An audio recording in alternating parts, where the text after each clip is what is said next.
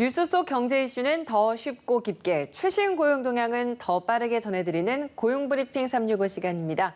김지수 기자와 함께합니다. 안녕하세요. 예, 안녕하세요. 오늘 어떤 이슈 준비하셨나요? 네, 만약에 임금 체불 상황이 된다. 그렇다면은 분쟁이 생길 것이고 여기서 제일 중요한 것은 바로 노동의 대가부터 정확하게 파악을 하는 것이겠죠. 이럴 때 필요한 게 바로 이것입니다. 고용 브리핑에서도 여러 차례 중요성을 강조한 것으로 아는데 이게 뭘까요? 저는 알죠. 임금 명세서 아닙니까? 맞습니다. 네. 평소보다 적은 월급을 받았는데 만약에 제대로 지급됐는지 알 길이 없다. 그렇다면 문제겠죠. 지난해 근로기준법이 개정이 돼 사업장의 규모와 업종, 고용 형태와 관계없이 모든 사용자는 임금의 구성 항목과 공제 내역 등이 적힌 임금 명세서를 지급하도록 했습니다. 네. 하지만 여전히 임금 명세서를 지급받지 못해서 자신의 권리를 제대로 챙기기가 힘든 노동자들이 많다고 하는데요. 왜일까요? 이슈픽에서 짚어봅니다. 지난해부터 임금 지급과 동시에 임금 명세서가 지급됐어야 하는데 이게 의무화됐는데 제대로 받지 못하는 사람들이 여전히 많다는 말씀이신 거죠? 네. 직장갑질 119 공공상생연대기금이 여론조사 기관과 함께 조사한 내용을 이제 보게 되면요. 네. 직장인 10명 중에 2명 가까이는 임금 명세서를 못 받고 있다. 이렇게 답을 했다고 합니다. 눈여겨볼 점은 이제 노동 조건이 열악할수록 임금 명세서를 받지 못하는 이들의 비중이 높았다는 겁니다. 사업장의 규모나 정규직, 비정규직 간의 차이도 있던데요? 네, 임금 명세서를 받지 못했다고 답을 한 비율이 비정규직 노동자는 30.8%에 달했습니다. 또 5인 미만 사업장 노동자는 48.1%, 월급이 150만 원 미만인 노동자는 35.1%였습니다. 전체의 응답자 평균이 17.4%인 것을 고려하면 처우가 열악할수록 그 노동자들이 정확하게 자신의 임금 구조를 파악하기 어려운 상황에 놓여 있는 거죠. 그러게요. 임금 명세서 지급하지 않은 것, 엄연한 불법 아닌가요? 맞습니다. 불법입니다. 하지만 현실에선 제대로 지켜지지 않는 경우가 이처럼 이제 많이 있는 것인데요. 사용자가 임금 명세서를 교부하지 않거나 허위로 작성할 경우에 과태료를 받을 수 있습니다. 그런데 이 사실에 대해서조차 모르고 있다. 이렇게 답을 한 비율도 51.8%여서 절반을 넘겼습니다. 이런 문제가 없도록 하려고 고용노동부에서 점검을 하고 있다고 알고 있는데 잘 이루어지지 않고 있나 봐요. 네, 이제 고용노동부가 이제 공개한 자료를 보게 되면요. 네. 실제로 임금 명세서 교부가 의무화된 지난해 11월부터 올해 상반기까지 고용노동부에 신고된 임금 명세서 작성과 지급 의무 위반 사건은 854건이었습니다. 이제 이 중에 근데 과태료 처분이 내려진 건 단 5건에 그쳤는데요. 가장 비중이 높은 처리 결과 44.6%를 차지한 건 기타 종결이었습니다.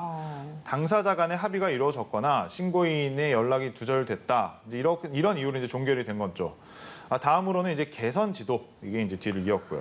아니, 위반을 했는데 과태료 처분을 받은 곳이 고작 5곳이라고 하는 걸 보면 회사로서는 사실상 처벌 안 받겠네. 이런 인식을 줄 수도 있을 것 같은데요. 그렇죠.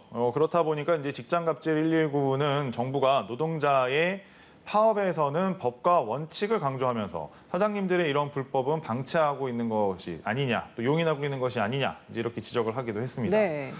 법을 어긴 사용자에게 이제 솜방망이 처벌조차도 하지 않고 타이르기만 한다. 이게 과연 의미가 있을까요? 그런데 더 큰 문제는 임금 명세서뿐 아니라 근로계약서조차 받지 못한 경우가 또 10명 중에 2명꼴이라고 합니다. 근로계약서는 정말 기본 중에 기본이잖아요. 근데 그렇죠. 이것도 지켜지지 않는다는 건 문제가 더 심각한 거네요. 맞습니다. 근로계약서 굉장히 중요한데 받지 못한 경우가 이제 전체 응답자의 22.6%나 된 거죠. 역시 일자리가 불안정할수록 사업장 규모가 작을수록 급여 수준이 낮을수록 그 비율이 더 높은 것으로 나타났습니다. 네, 임금 명세서와 마찬가지로 노동자에게 근로계약서를 교부하지 않으면 법정 제재 충분히 가해질 수 있는 거 아닙니까? 맞습니다. 노동자에게 만약에 근로계약서를 교부하지 않으면 최대 500만 원까지 이제 벌금을 부과할 수 있는데요. 네. 고용노동부의 이제 근로계약서 위반 사건 처리 현황을 보면 임금 명세서처럼 제대로 처리된 경우가 찾기 좀 어렵다 이렇게 보여집니다. 지난 2019년부터 올해 상반기까지 근로계약서 미교부로 신고된 사안 중에 34.4%만 일단 재판에 넘겨졌고요. 아까 말씀드린 그 기타 종결이 역시 51.9%로 가장 많았습니다. 네, 이 임금 명세서도 그렇고 근로계약서도 그렇고 지급이 잘 된다면 사실 크게 문제가 되지 않는 것들인데 나중에 임금 체불 같은 불이익이 생겼을 때 꼭 필요한 것들이잖아요. 맞습니다. 네, 이런 것들 그럼 어떻게 좀 개선이 이루어져야 될까요? 네. 이제 직장갑질 119에서 그 실제로 상담을 이제 해보면 네. 노동자가 본인 임금 항목 산정 근거 추이를 모르고 있는 경우가 많았다고 합니다. 그래서 임금 체불 분쟁을 할 때 이제 더 불리해지는 것이죠. 그래서 임금 명세서가 생긴 만큼 늦게라도 실질적으로 지급이 되도록 관리 감독이 필요하다. 이제 이런 지적이죠. 고용노동부도 임금 명세서 만들기 프로그램을 무상 보급을 하는 한편 현장에 정착을 하기 위한 홍보도 지속적으로 이제 하고는 있습니다. 네, 아는 만큼 권리도 챙길 수 있는 건데 조사를 해봤더니 임금 명세서를 제대로 알지 못하는 경우들도 많이 있더라고요. 한 번 더 좀 챙겨봐야 하지 않을까 싶네요. 네, 맞습니다. 이제 임금 명세서는 어떤 사업장의 규모나 업종, 고용 형태와는 관계가 없습니다. 일하는 사람이라면 누구나 다 받을 수 있는 것이죠. 임금 명세서에 포함되어야 하는 필수적인 내용도 중요한데요. 누구인지 확인할 수 있는 기본적인 항목은 물론이고 기본급과 수당, 상여금, 성과금 등 내 월급이 어떤 항목들에 의해서 지급된 것인지 한눈에 알아볼 수 있어야 합니다.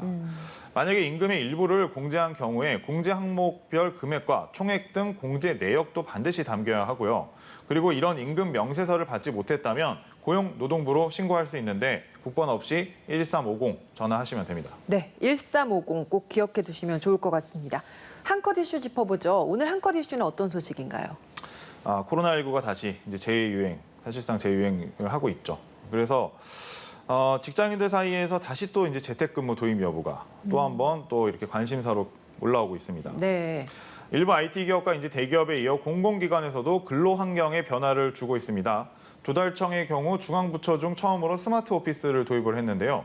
정해진 자리가 아니라 좌석과 근무 환경, 시간 등을 직원 스스로 선택할 수 있도록 한 거죠.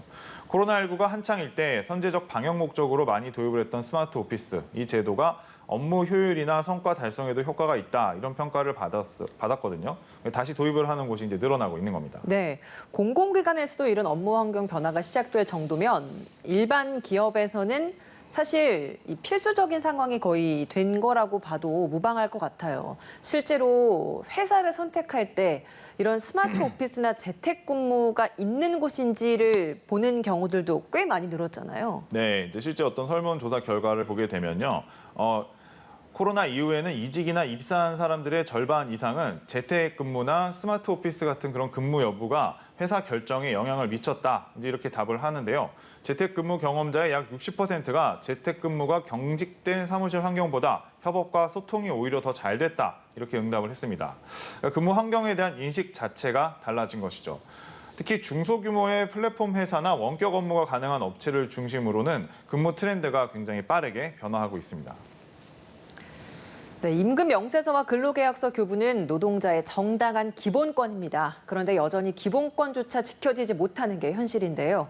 개선책은 물론이고 사각지대가 발생하지 않도록 꼼꼼한 관리 감독이 뒤따라야 할 것 같습니다.